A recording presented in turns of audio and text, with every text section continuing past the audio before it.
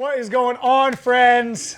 A moment that many of you and myself, and maybe even Ben, have been waiting for. Most definitely. I am very proud to introduce RTR's newest driver, my teammate, Mr. Ben Hobson. This has been hard to keep under wraps. Dude, it's been so hard. It's kind of like maybe the worst kept secret in drifting right now. 100% easy. But in our minds, we're like, no one knows. Well, they don't know until we tell them that it's true. Real. You know, it's not real until we make it real. Until we say it's real. 100%. So a lot of you may or may not know Ben, but Ben was last year's PROSPEC champ. Ben came onto the scene, and we'll get into his history in a bit, but certainly somebody that was highly recommended and highly endorsed within the paddock. Truth be told, that prior to wanting to talk to Ben, I had never watched him drive ever in my life. That being said, I knew enough, right? He won the PROSPEC Championship. And I knew he was dominating. I just had not really studied him. And when we met for the first time, which we can get into in a bit, it was just everything felt right. The type of person he was, his personality, his vibe, and then the skill that earned you the results that you've been earning spoke for themselves. And so I just wanted to start off sharing with everybody, you know, who we considered and why we went with you. I think that's a great information for everyone to understand, like kind of like when, you know, these types of scenarios don't happen where everyone gets to know the ins and outs, right? Yeah. And so, you know, obviously Chelsea announced that he was going to be departing from Formula Drift last year, something that we talked about for a number of years, and opened up an opportunity and seat on our team. And that became very clear, I think probably just before Utah when we first met. And Utah Formula Drift last year, what was that, September-ish, something like that? Yeah, like 14th, that weekend or something like that. Oh, you know dates like that? It's my nephew's birthday, so that's the only reason I know. Perfect. So, you know, drivers that we were really considering, had a multitude of drivers coming to us wanting the opportunity. But it really came down to Travis Reeder, Ben, and Luke Fink.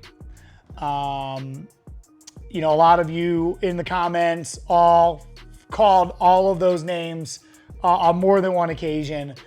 You know, just for the record, I love Luke. I think he's an unbelievable driver. In fact, I don't want to say underrated, but he's just never been able to have the opportunity to fully show himself on the pro circuit. And great friend of mine.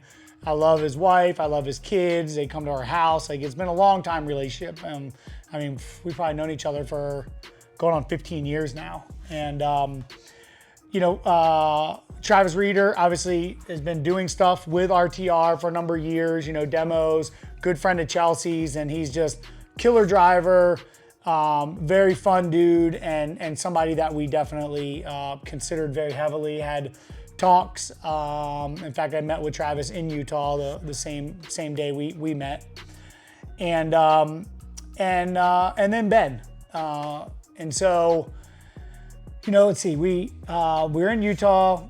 I knew the reality was happening with Chelsea, and it was time for me to, you know, start finding the potential shoe to fill. Yeah. Fill the seat. And you had not won your championship yet. No. No, right? It was, we were going in. Yeah, just after qualifying, you qualified first. Mm-hmm. And sat down with you and your dad in our trailer. And frankly, I did my best to scare you. To basically did not work. Didn't work. Takes a lot. To let you know, like, what this was and what this was going to take. Mm-hmm. And the things I really loved about you, and ultimately the team, now that we're here and everyone's met you, is just your attitude and your passion for this sport and passion for us and what we're doing. Yeah.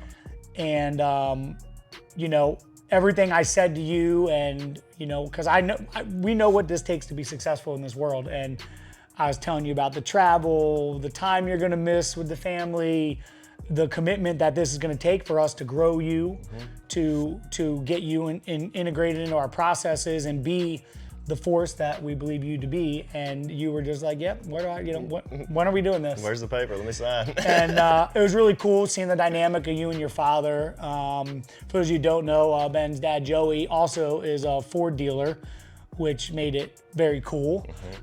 Very much aligned with us, but just a very great supporter of Ben since Ben wanted to start this dream Love you, Pops.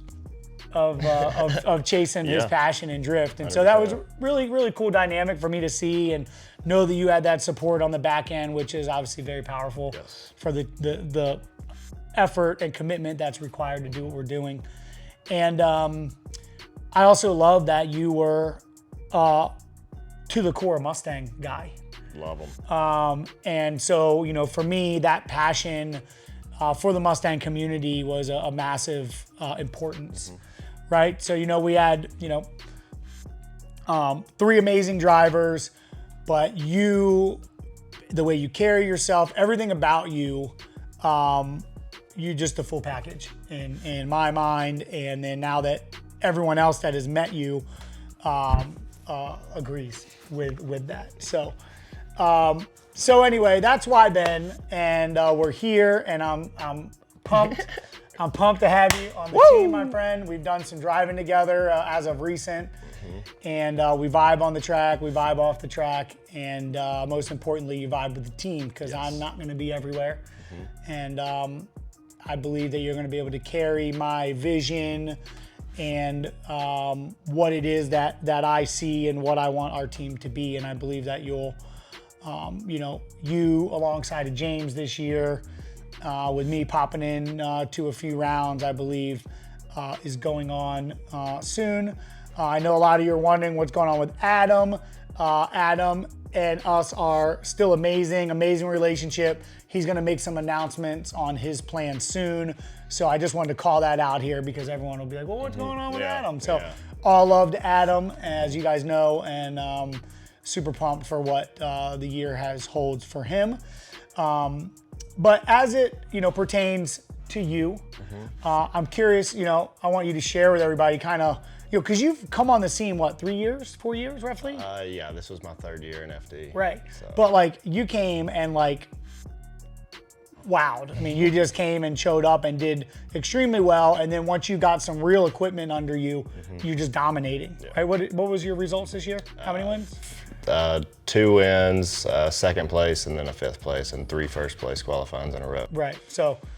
Yeah. The car didn't break, so I was good. I was solid. So, obviously, you drove with Odie last year, and that was very promising for me because, sometimes when you go from just kind of your backyard process to a higher level team that knows it, that's where people can get stuck. Yeah, and that excelled you. And so for me, what that showed was, your adaptability and how you're just a driver with no expectation. You drive the car that you have, and as I assume Odie and the team need to make changes, you just adapted to that. 100%. And so, so prior to the 3 years of you coming to FD, how did you even think to go to FD? Well, let's start from the beginning. I came from a motocross background. So Same. My dad, he raced motocross, when he was young, and he always had a Yamaha freaking 252 stroke sitting in the garage that he didn't ride for years and years and years because he had kids and family, and it just something that hung up. But me and my brother, we'd go sit on it all the time. Well, my dad bought my brother for his 5th birthday a Yamaha PW50. My brother's out there riding it around. My brother's 19 months older than me, so he's my older brother, but we're the same age, right? So I'm out there in my daggum, probably shorts, no t-shirt, no shoes, just out there watching my brother have a good time, and he wanted to give me a ride, so he puts me on the front of on his motorcycle. He sits on the back. I grabbed the handlebars and I took off. I was gone. He fell off the back of it. Don't know what I was doing. I was riding, and it just sparked. My dad was like, "Son," he finally got me to stop. He's like, "If you want to ride, we're gonna need jeans, boots, and a helmet." So that afternoon, I was outside riding dirt bikes, yada, yada, yada. Fast forward, me and my brother outgrow those. We want to get into racing, so we went into like enduro cross. So my dad got us both matching Suzuki DS80s. Nice. And yeah, we mobbed those The things. DS The is the DS report with the of headlight. art. Yeah, with the headlight nice. is so sick. We did a bunch of racing with that, and then kind of outgrew that chassis, and then wanted to go to like motocross. So I got a 65 KX65. You know, broke a bunch of bones, broke the bike, completely totaled it one time. It got brand new tires, and I was ripping. I wasn't used to the brand new tires. I was used to the slip, and it wasn't slipping, it was gripping, and I hit a jump, and I freaking sailed it, so I bailed. I broke the crap out of my collarbone. Went to pick up that bike, and there was a brand new 85 sitting right beside it. My dad was like, all right, time to move up. Like, after I just totaled this bike, you know, he gives me an 85, so I hop on the 85. Is that an RM? No, Is that two-stroke? Yeah, they're both Okay. two-strokes. So it's Okay. Kawasaki's. Kawasaki got it, KX. got it. Yeah, we went from the said Suzuki, sorry. yeah, the DS80s, and then we went to the KX Kawasaki. Okay, so that was a KX85. KX85, Got it, yeah. okay. So raced that for years. I fell in love with it. Dad had a bad accident, so they just like parked us. They're like, nope, you ain't doing this no more. So with like everything, with age comes a cage, and I'd seen drifting, and I played video games, doing it and whatnot. I mean, my buddies, and I went to a local event and met my longtime best friend, Alec Honadell. A lot of people know Alec Honadell. He was out there in his blue S14 whenever he was in Pro-Am, like before he was in Pro, and I seen him ripping. I was like, this is sick, Yeah. dude. Hopped in his car, he took me for a ride.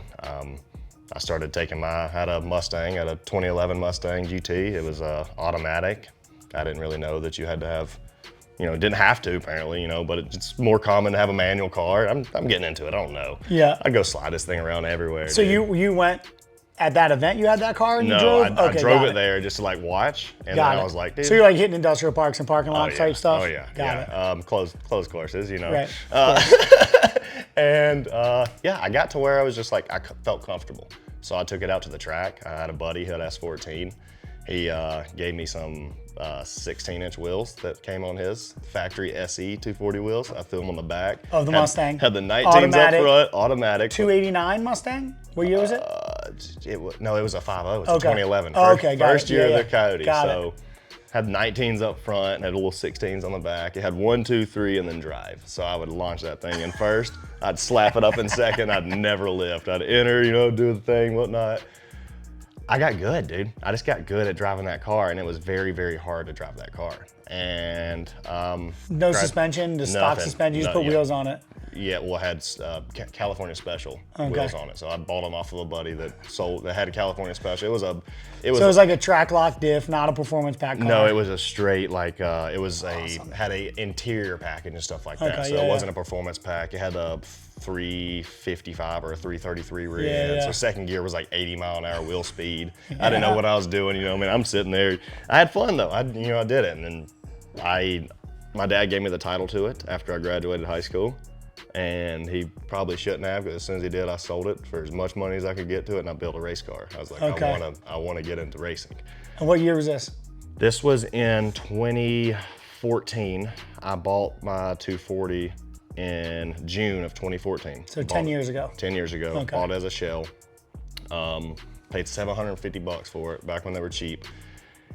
Built it 2016, put an RB25 in it, yada, yada, yada. Did a 6-speed swap to it, and I went and did a few fun events in it. Put Wise Fab on it, blew the motor up the next event because I was cranking angle, like, just riding everywhere, riding limiter because I had all the angle in the world. I wasn't used to that. Blew up the motor, cracked the ring land, so I didn't blow it up. Put LS in it. Went and did a couple more events, then went straight to Pro-Am like an idiot. Like I should have drove for like 2 years. Like I probably drove this car with the LS like 3 times. I know, but like every other drifter on the planet, they want to rush to compete. Yep, and I instead of Yep. get the experience. And I mean, get your the- story ended up decent. Yeah, it did, but it took a it lot is of ending trials up. and tribulations, you know what I mean? Yeah. So it's like, if I'd have like tested the car, had like a year or two of driving at Grassroots and found all the bad spots, my first year of Pro-Am would have been great. But my first year of Pro-Am, I show up to Lone Star. I live in Florida at the time. I work a 9 to 5. I work Monday through Friday. I'd get off work Friday. I'd throw the car in the trailer. I'd drive through the night, make it to Texas the next morning, and show up for practice without sleep. Practice the event, do it all by myself. My mom and dad would fly in to support. Had a best friend that whenever he could take off work and come. He would come help me. Scott Miller, he's been with me forever. He was on my crew. He's been on my crew forever. Me and him just tackled this stuff, dude. And we went to the first year, round 1, ran out of tires. Didn't bring enough tires. I think I brought 12 tires. I was just having a ball. And you ran out? Ran out, yeah. So right before, which Pro-Am was this? Lone Star Drift. Okay. This was Texas. in 2018, I believe, 2017 or 2018. Okay.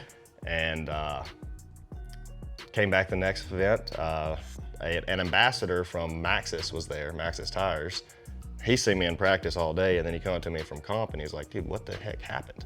And I was like, I ran out of tires, had to buy some other ones. You know, I wasn't used to the Kendas, and I didn't know that you can't just like go from one completely different tire. I didn't know they're different. I didn't know they're different, you know what I mean? I knew the name was different, but I was like, it's rubber. It don't matter. I was just so reminds me of myself when I first started. Clueless, dude. So first year was a Those start, were the 18s? 18s. Those are probably the tires that Forsberg developed a long time ago. They were the ones that Turk. And Forsberg, they that's ran on. amazing. Yep. So I ran the Victra VR1s. That's amazing. Those are, I have one of those tires on a rim that I broke, and it's like outside my house. It's That's It's a relic, dude. That's like one of the first OG built for drift tires. 140 treadwear. Yeah. People hated me, Yep. dude. It was a smoke Yeah, machine. they were the first built for drift tires. So I did, ended up making 4 of the 7 rounds, finished 25th place my first year. And I was like, okay, like, I'm coming back next year. We're gonna build a better car. I'm gonna build something that doesn't break. So I put a dog box in it. Had to end up putting a winners in it because you put a dog box, you lose the gear ratio. So we put a winners in it. It was a lot of money, but it was the best investment ever. Yeah. I put that in, never had trans issues, right? Went to the next season, show up, hitting practice, it's all good. All of a sudden my car starts rolling coal like a diesel. I'm like, huh, this is a gas burner, not a diesel, something's wrong. And then I pull into the pits and it's just knocking and slapping. I blew up the motor. It is what it is. Finished 5th for the season. I was happy. I was like, okay, you know, going back next year and I'm winning it. Like, I'm not moving up until I win this Pro-Am. If I can't beat everybody here, I'm not gonna hold a candlestick. Which is a great mindset. yeah, That's what I tell everyone. Like, go to your dominating PROSPEC 100%. before you spend Be money. able to beat everybody there Yeah. and then move up. Because the guys in the next level, It's the next level. It's a couple levels. It's like you and everybody. Right. I was the best here, but you show up and it's like, oh, okay, get humbled. Right. Get humbled Yeah, real yeah. quick. So good advice, okay, friends. yes, 100%. Good advice. You have to. You have to. If you're not comfortable, if you're not dominating the league that you're at, why would you move up? Because you need to be able to like go. I don't know. It's my mindset. It is. should No, be it's yours. like little league, minors, majors. 100%. Win know? it and then move up. Yeah. So year 3, come in. They stopped doing the series, so they had a shootout, and showed up, won first place in the championship, qualified last because I messed up really bad in qualifying. Came back, beat the first place qualifier the first round, and then it was Nice. it was a road in. Yeah. Nobody was taking you out Nobody after was that. taking me out after that, and got the trophy. Had a team that wanted to build me a car. Moved into PROSPEC. Car had issues every single round. Round 1 showed up. First time I got to drive it was in practice that day, Wednesday before, Thursday quali. Qualified 10th, ended up finishing like 10th. So you did all 4 rounds the first year? Did all 4 rounds the first year, yep. So, And where'd you end up? 10th place. Total, okay. Totaled out, ended up in 10th. So what'd you do going into year 2? Year 2, went with a new team, new car, came into round 1. First year on Link ECU, I had an electric throttle body, had a lot of issues with it. And apparently my throttle body was acting up on me all round 1. It wouldn't open up past like 64%. We had a lot of issues, so round 1, but we did podium. We got 2nd place that round. Came to the next round, did really good, qualified like 3rd or something like that at Jersey. Did really good, went out in grade 8. St. Louis came in, feeling hot, doing really good. Like last year, my first year there, I think I qualified like with a 92 or a 93 our first time there. I was stoked. Went in practice, I was like, been playing on the sim a little bit. I was happy, you know what I mean? I was killing it in practice.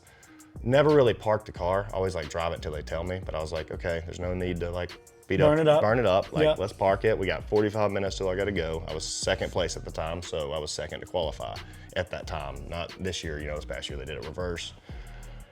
Park the car, chill out, get ready, clean the car off, pull out there to the burnout box. I'm like pulling, you do the burnout box, and how you come out of St. Louis and then you take a sharp left back to the line. Well, I'm taking a sharp left and I felt like a bounce in my steering wheel. And I was like, I was like, there's a little, vibration. They're like, well, it's nighttime now. It's probably, you know, a little bit more grip up there. I was like, okay, it makes sense. You know, we weren't, I entered in, the bushings on the rack were done. They were gone. So it shot sideways and it just locked me. So I dipped a tire, finally got it back up, went through outer 2 and then went to outer 4, and it was just, I couldn't handle it. A transition, it just, my wheels were backwards. My wheel got locked on the tension rod bracket. So it was turned in, and we came back, we cut some rubber off in my toolbox drawers. We wrapped it around the rack, clamped it down as hard as we could, went back out for the last chance qualifier, zeroed out again because it messed up again. Killed me, dude, freaking killed me. So where'd you end up in your second year of PROSPEC? 10th. Okay, so 2 tenths in a row. 2 tenths in a row. And then this last year, then you hooked up with Odie. This last year, yeah, so Odie called me the off season, and he was like, hey, I want you to drive my car next year. And I was like, okay, like, what do you mean? And he's like, you know, would you be down for that? I was like, hell yeah, I'd be down for that. Like that, yeah, I've seen Bogovich drive it, and I'm like, oh, I wish I could drive that car. Yeah. You know what I mean? So I was in Vegas at SEMA. I drove through the night after the phone call to do testing the next day with it, because I wanted to come test the car out, check it out, yada, yada, yada. Went out to Willow, I drove it, fell in love with it. He looked at me, he asked me, he said, you think you can win the championship in this car? I looked at him and said, absolutely. Came into round 1, qualified first, got second. Round 2, qualified first, got 5th. I had a little mistake in my chase in the grade 8 against Hately. Booped him and he spun. And round 3, qualified first, won first place. And then last round in Utah, qualified 9th and then won first place. Nice. So I had 2 firsts in a row and then 3 first place qualifiers in a row. So the old standard motocross to drifting story. Myself, Turk, Mad Mike. I didn't know Turk came from. Oh yeah. Oh, that's Turk sick. Heck yeah. Rips. Oh, on I dirt bet. bike. He Turk, looks like he Turk rips. rips. Him and his brother rip on dirt Okay, bikes. that's sick. I love, dude, motocross. I love it. I always say, you know, I get a lot of parents asking, oh, I want to get my kid into this. You know, what do I do? Motocross. Karts, this. I'm like, nope, moto. Something about like the feeling of managing the weight, the vehicle placement, obviously, and the throttle control 100%. just translates so well to 100%. drifting and It's just like really anything else. I mean, look at Pastrana, look at Yeah. any motocross guy that's ever gotten, you know, behind the wheel. Look at They're insane. Motocross, we have to choose a rut and stick to it.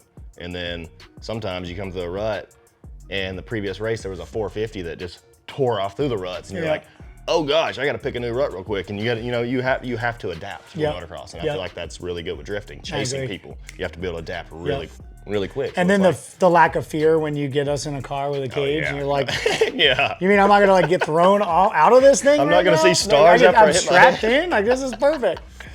Seatbelt, what the heck? No, so that's rad. So you've been drifting for 10 years, basically, at some level or another. Yeah, and basically 10 years. it's so funny because when I started drifting, I didn't know what it was either. Yeah, I just was exposed to it, and I was like, "This is cool. I It's want so to do sick. this." So that's Controlled chaos. Like, Yeah. who can't love it? that's awesome. Now look at it, professional fun haver. So here we are, your final year PROSPEC. I DM you. So stepping back to like when we first met, I DM you, and I'm like, "Hey, can you meet me today?" Let's just like relive that. I'm curious from your perspective how this went down. All right, so this will be the best perspective because I was kind of in my head that day because I wanted to get 4 first place qualifiers in a row. I was really stuck on that, and I think that I was so stuck on that I forgot to have fun while I'm out there for qualifying.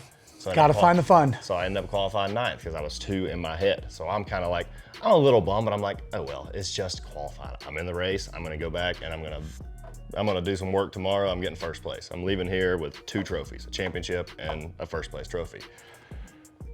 I'm in my trailer. I'm kind of like, you know, me and the boys are talking. I'm like, you know, blah, blah, blah. They're all like, yeah, we could tell, you know, it's all good. We'll come back tomorrow with a fresh day. And I'm like, all right, let me, you know, check footage like I always do because I always have a bunch of stories tagged.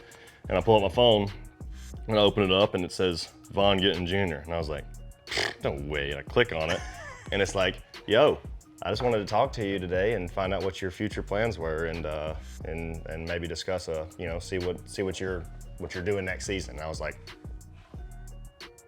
and my boys, my girlfriend stared at me. They're like, what? And I'm like, and I'm shaking a little bit. They're like, what? And I'm sitting there, I didn't hear them. I'm sitting there for like 15 seconds staring at it. I'm like, what the heck? And they're like, what? And I'm like, and they said, oh my God. So I called Dad real quick, get my phone. I was like, Dad, come in here right now. So he comes in here, comes in the trailer, and I showed him my phone. He's like, reads it, you know, he just grabs me, looks at me. I'm like, he's like, what'd you say? I said, I haven't said nothing yet, dude. I don't know what to say. He's like, tell him yeah.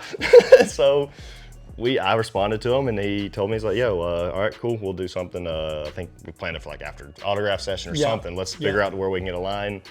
And it was the most nerve-wracking thing walking over. Actually, me and my dad got in the rental and drove over there so that nobody really saw us walking into your trailer. I didn't want it to be a thing, you know what I mean? So we like hid and we drove over there, and I like walked in the back of your trailer, and I was still just like shaking because, I mean, I've talked to you a few times, but I've never like sat down and you talking to me about my future plans. I'm like, oh my Lord, what the heck's going on?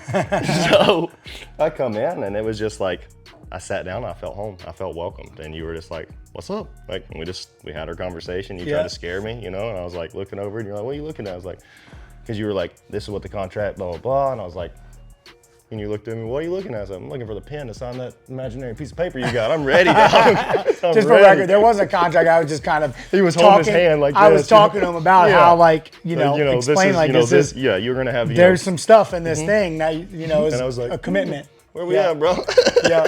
Yeah. No, you were like, I'm ready. I'm ready.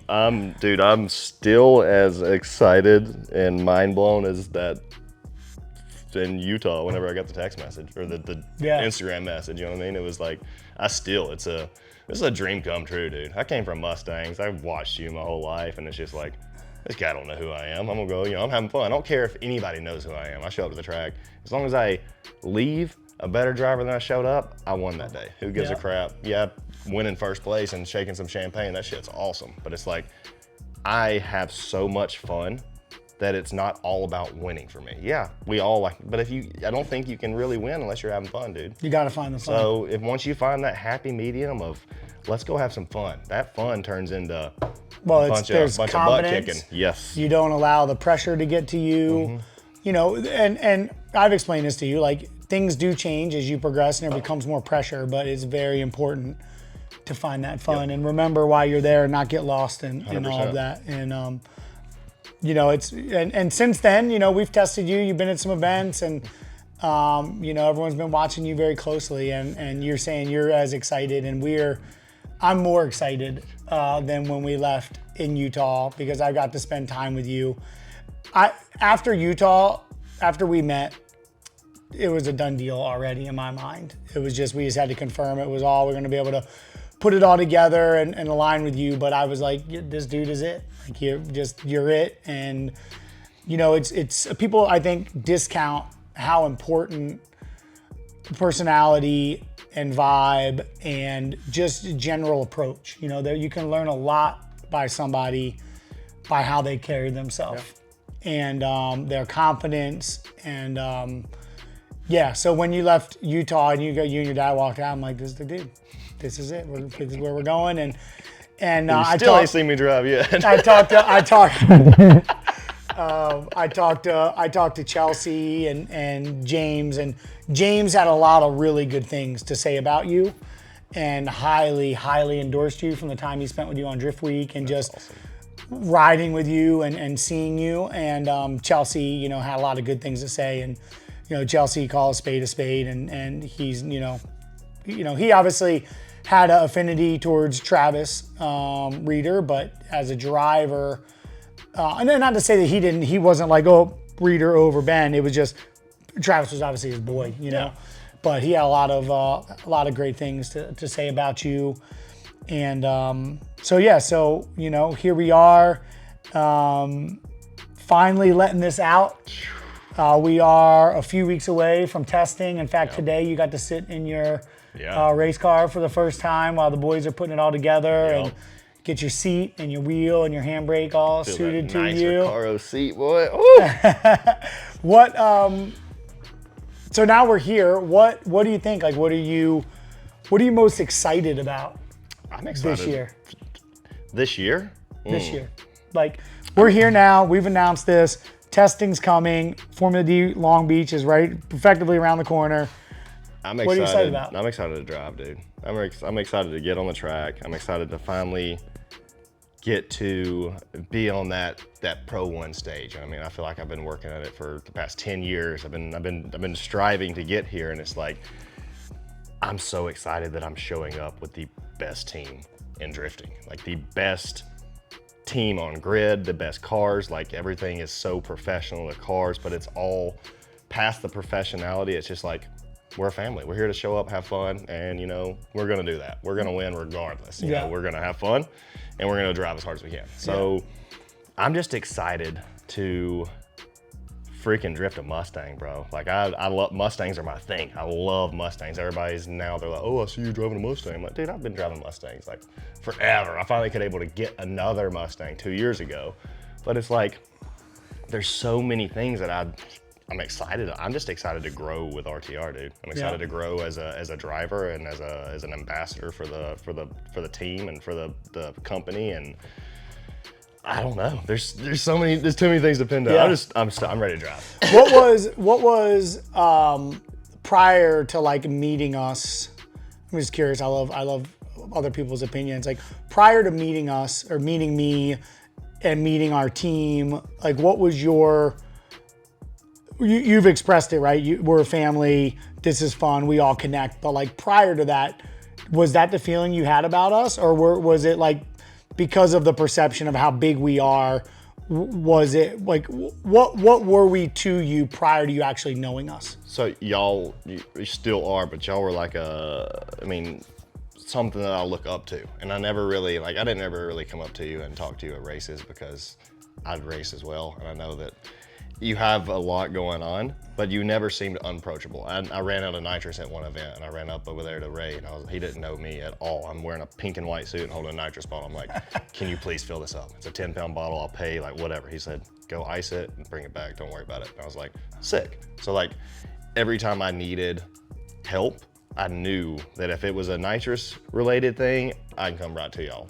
Chelsea, I would come up and talk to Chelsea about, hey, can you watch this and tell me what you think I can do a little bit better? And he was so open to do that, you know what I mean? Like, y'all seemed like the ultimate package. Like, as a spectator looking, as a driver looking, as a you know, never been a competitor, but as another team watching y'all, it's just like, that's what I want to do. That's what I want to be. They're the ultimate package. They're professional. Like, open, you always have the pit parties, you always, you know, the fun haver tour, you know, it's just so, y'all's whole pit, it wasn't, you know, it was closed off, we were working on the cars, but everything was like open. Y'all come in, who cares? Y'all come in and come see me, you know what I mean? You're like, what's up, my man? You know what I mean? It doesn't matter. I remember, you know, I've ridden by you a few times on a scooter, you don't know who I am. What's up, Vaughn? You're like, what's up, dude? High five, and then I'm just going. You probably don't even remember it, but it's like, y'all have always been very, very welcoming, but it's, once I got to sit down with you and hang out with you and drive the demos with you, it's like, okay, like, that wasn't just a perception that y'all put on. Like, it feels more family now. I'm like, you know, y'all are the ultimate package, dude. Yeah, that's awesome. Yeah, no, we're real, and I'm glad that you see it. And it was 100%. Very cool hearing you say that. What you see always, what you get. Not everybody loves it, but you're always smiling. Your energy never changes, and that's what I love. I love the good vibes, the good energy. I don't like, you know, moping around. I don't like, I just like being happy. You know, we might have just got beat, but we are out here living our dream, dude. Right. We're out here doing what everybody wants to do. There's things to learn, but it doesn't mean you have to, you gotta have the gratitude and find the light. You know, 100%. Emotions are good, and it's okay to get upset with things, but at the end of the day, you attract what you are and what you put out. 100%. And so that's, you know, that's been kind of my compass, and I'm pumped that you see that, and I believe that, you know, you and your entire family I've met to this point is very much aligned with that, you know. Like you, like even, you know, like when we're eating food, you're like, oh man, this is so good. Like you have such a gratitude and gratefulness about you. Dude, I'm appreciative and so I think that's why I believe that's why we've connected. And so for me, you know, I have very similar excitement. You know, James, with Chelsea departing, James will be our lead driver this year. And, you know, I believe that you and he, given that you guys are our #1 priorities for the team, you know, myself, you know, I'm a priority when I'm there for a couple rounds, but you guys are the priority. And I think that as you get acquainted to our processes and you're working with the team, I think it's just you're gonna excel through it all. Oh, 100%. And I love that you're not a driver with expectations of what something is to be. Like, I watch you and you just drive what you have, which is going to be very good for us, because that's very similar to how I am. And, you know, at some point I just let the guys make the calls for what we need to get the win. That was me. And, 100%. you know, during practice, I want to feel what that is. But when they make the call, I'm just confident that I, you know, do what I need to do. So You got the right support system. You got the right boys. So. yeah. It's a nice feeling. It's a good feeling whenever you are, you know, you are the person that's, you know, hey, no matter what, we're gonna get you there. Like, Yeah. it's awesome being a priority. Like, So that's sick. so this is gonna be a tough one, but let's just do it. You know, we're wrapping up here. Let's lay out. I just want to hear from you right now, so we can look back at this at the end of the year, and it maybe be a Babe Ruth point or not. But let's be realistic. There's no hidden agenda in this. But what are your expectations, as in results? We're at the end of Irwindale. We just wrapped up, and we're reminiscing. What are two things that you're expecting to achieve this year? Rookie of the year. That's going to be a big goal for me. Okay. Which I don't think it's going to be a very, you know, outlandish goal. I have a great car, I have a great team, and, you know, we'll go out there and put in work. Finishing top 10, dude, that'd be sick. If I finish top 10, I won. I don't care. If That's it's a sick. That's great. 1-0, I won, brother. That's great. So That's a great goal. I can't go out there and expect, oh yeah, I'm gonna go win the championship. That would be sick. Yeah. I'm not, like, if it happened, I wish I'm gonna look back at this and be like, Like, hey, you're damn, I in should've it. said that. I should have said it. But that's not even that's not a thing right now. That's a 3-year goal for me. My championships has been in 3-year increments. So it's like, first year getting acquainted with the team, with the car, getting used to it. I'm gonna win Rookie of the Year. Second year, we're gonna turn up, go hard, find stuff, and then year 3, we're gonna get another championship. Oh, cool! So. I like it. I think those are realistic. I'm just gonna go ahead and put on tape for the record that I believe there's a high likelihood of a podium finish this year, and I believe top 10 is well within reach. In fact, I'm gonna just go ahead and put it out there. I'm gonna say 8. Okay. Okay. 8th place. I'll take it. Yeah. I'm gonna up you too. I'm gonna go with 8. Okay. Well, I'm gonna have to up you and then finish higher than that. Perfect. Over deliver, baby. Over deliver. Sweet. Well, I hope you all enjoyed this. It's amazing to finally let the Ben out of the bag. Huge thank you to all of our partners that are believing in Ben. And effectively, you know, as you can see, Ben's wearing a Monster hat. He's a proud Monster athlete. They're believing in what they've seen of him, everything that I see. Pennzoil, Nitto, Shell Rotella, all of our awesome partners, Optima, HP Tuners, of course, Ford. You know, Ford is so pumped on you, especially given you're a Mustang guy. Your dad's a Ford dealer, just already part of the family. Yeah. So it's a great story, and we're pumped, and just bringing some young blood and that vibe into the fam, and get excited, because I'm very excited to watch him drive one of our pro cars here in the first couple weeks. So I'm stoked, bro. Stay tuned, friends, and tons of content coming, and we'll see you all in Long Beach. Let's get it, bro.